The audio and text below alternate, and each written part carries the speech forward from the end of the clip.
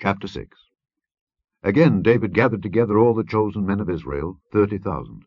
And David arose, and went with all the people that were with him from Baale of Judah, to bring up from thence the ark of God, whose name is called by the name of the Lord of hosts, that dwelleth between the cherubims. And they set the ark of God upon a new cart, and brought it out of the house of Abinadab that was in Gibeah. And Uzzah and Ahio, the sons of Abinadab, drave the new cart. And they brought it out of the house of Abinadab, which was at Gibeah, accompanying the ark of God, and Ahio went before the ark. And David and all the house of Israel played before the Lord on all manner of instruments made of fir wood, even on harps, and on psalteries, and on timbrels, and on cornets, and on cymbals. And when they came to Nachon's threshing floor, Uzzah put forth his hand to the ark of God, and took hold of it, for the oxen shook it. And the anger of the Lord was kindled against Uzzah, and God smote him there for his error. And there he died by the ark of God.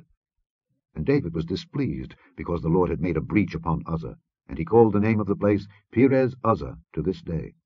And David was afraid of the Lord that day, and said, How shall the ark of the Lord come to me? So David would not remove the ark of the Lord unto him into the city of David, but David carried it aside into the house of Obed-Edom the Gittite. And the ark of the Lord continued in the house of Obed-Edom the Gittite 3 months. And the Lord blessed Obed-Edom and all his household. And it was told King David, saying, The Lord hath blessed the house of Obed-Edom, and all that pertaineth unto him, because of the ark of God. So David went and brought up the ark of God from the house of Obed-Edom into the city of David with gladness. And it was so, that when they that bare the ark of the Lord had gone 6 paces, he sacrificed oxen and fatlings. And David danced before the Lord with all his might, and David was girded with a linen ephod.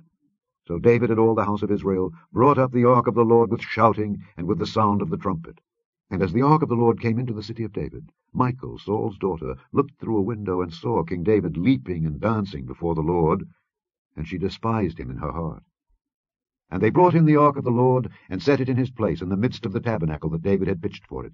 And David offered burnt offerings and peace offerings before the Lord.